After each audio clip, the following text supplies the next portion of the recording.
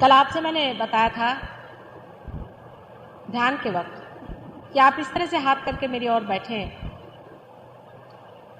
और आपके अंदर चैतन्य धीरे धीरे बहता हुआ आपकी कुंडलिनी को जागरूक कर देगा। ये सारी प्रक्रिया ऐसी लगती है जैसे कोई बच्चों का खेल है, और आप लोगों ने इन लोगों को देखा भी होगा जो यहाँ पर सहयोगी लोग थे कि वो अपने हाथ को घुमा घुमा करके और आपको कुछ चैतन्य दे रहे थे और कुछ कार्य कर रहे थे। मामूली तौर से ये चीज अगर देखी जाए तो एक बच्चों का खेल लगता है।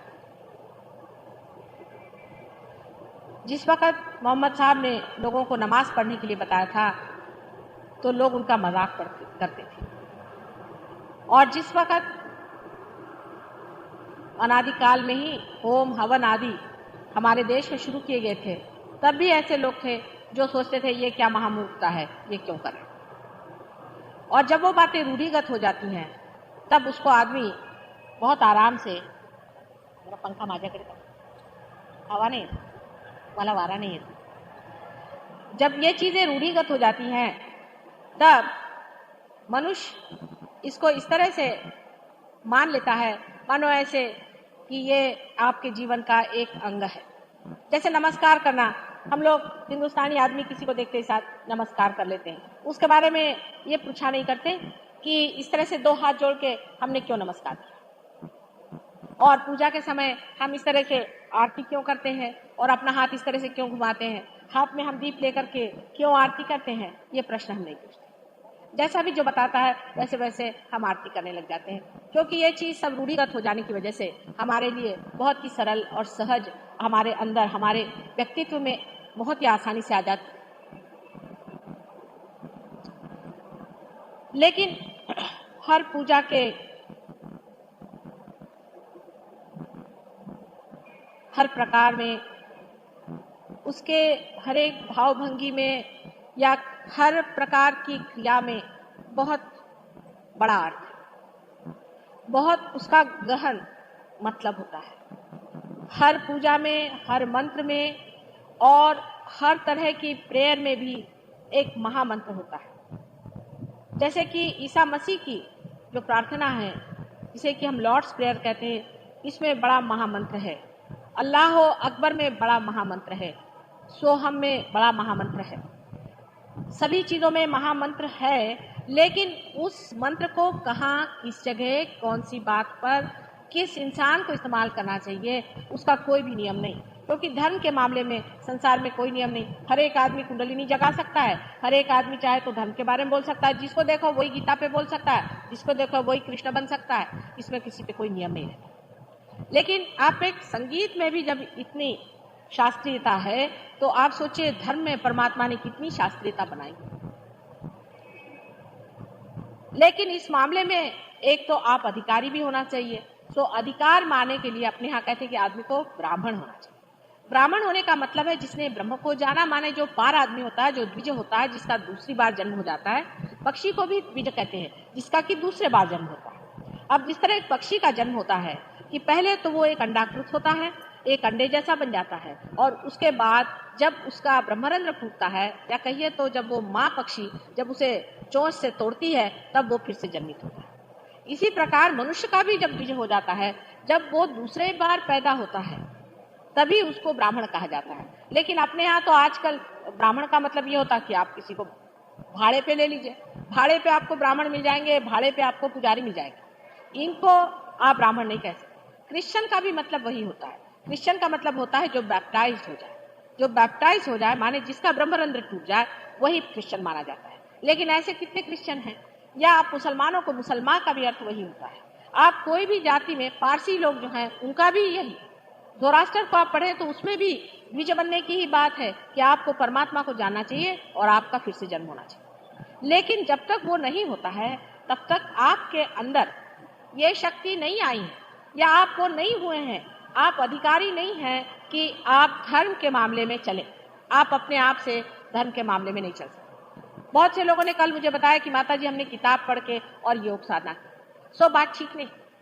आप किताब पढ़ करके सादा एक पंखा नहीं ठीक कर सकते, तो आप क्या मनुष्य की जीवंत चीज कैसे कर सकते हैं? आपके अंदर उसका अधिकार होना नितांत आवश्यक है।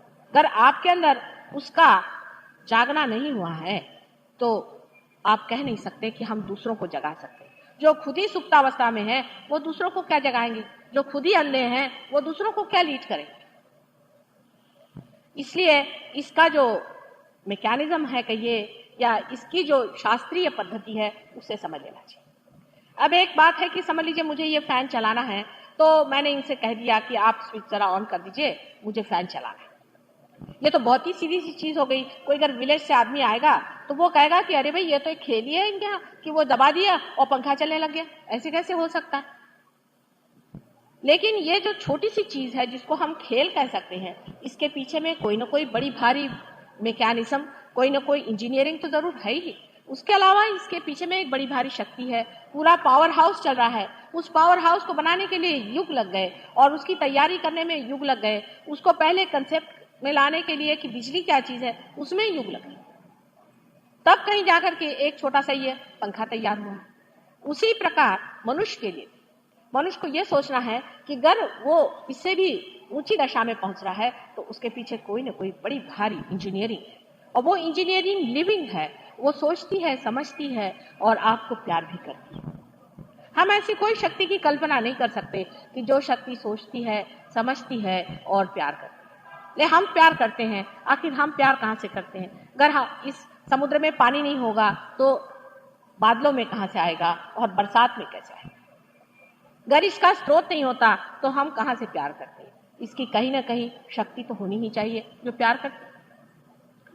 वो जो शक्ति है वो हमारे अंदर अत्यंत सूक्ष्म रूप से स्थित है और हमारे अंदर बसी हुई है। वो किस तरह से बसी हुई है, उसका मैकेनिज्म क्या है, ये मैं आपसे आज बताने वाली हूँ। हालांकि ये विषय जो है आज तक लोग बड़ा गौप्य गोपनीय कहते थे और कहते थे ये सबको बताने का नहीं, ये थोड़े ही लोगों को बताने का होता है और बहुत ही थोड़े लोगों को लोग पार करते हैं। अभी एक यहाँ पर बहुत बड़े संत हैं महाराष्ट्र में, वो हमारे बारे में जानते हैं और उन्होंने कुछ लोगों से बताया कि माता जी ऐसे ऐसे हैं और ऐसे अवतार हैं। तो उनसे मिलने हमारे शिष्य लोग कुछ गए थे, तो उन्होंने कहा कि ये तो हम सब माता जी को मानते हैं, लेकिन ये हमारी समझ में नहीं आता कि आप जैसे सर्वसाधारण लोगों को माता जी 1-2 मिनट में क्यों पार करा रहे। हम लोगों ने तो हजारों वर्ष की तपस्या करी, जब हम मेंढक थे तब से हमने तपस्या की, तब कहीं जाकर के हमारे अंदर वाइब्रेशन छूटे, और आप लोगों को माता जी ने क्यों दी?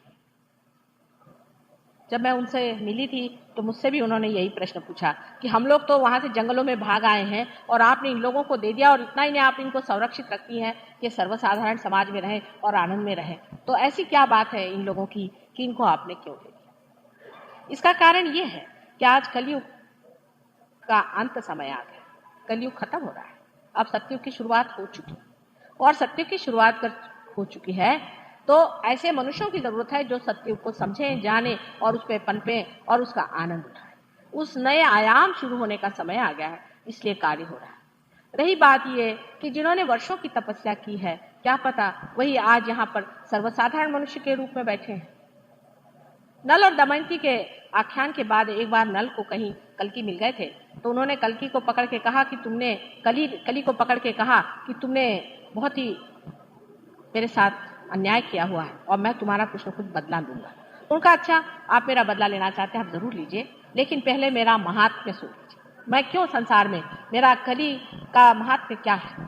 तो उसने कहा कि जब कलियुग आएगा, जब मेरी कलुषता बिल्कुल अतिशय घोर हो जाएगी, संसार में त्राही त्राही हो जाएगी और जब पृथ्वी रोएगी, उस वक्त में ऐसा चमत्कार होगा कि जो गिरी कंदरों में बहुत सारे लोग परमात्मा को खोज रहे हैं वो सर्वसाधारण रूप में संसार में आएंगे और उनको उनकी जो खोज है उसका उत्तर मिलेगा, उसकी उपलब्धि होगी। यह आप लोगों को दिया हुआ प्रॉमिस है और इस वजह से जब ये चीज घटित होती है तो इसमें इतनी शंका करने की कोई बात नहीं, क्योंकि ये पहले ही से सब प्लान्ड है और अगर ये आपका हो रहा है तो ये आपके अधिकार में ही हो रहा है। इसके प्रति आपको कोई भी शासन होने की बात नहीं है, उल्टे इसमें पूरी तरह से अपने अधिकार से विराजमान होने की मैं बात कर रही हूँ।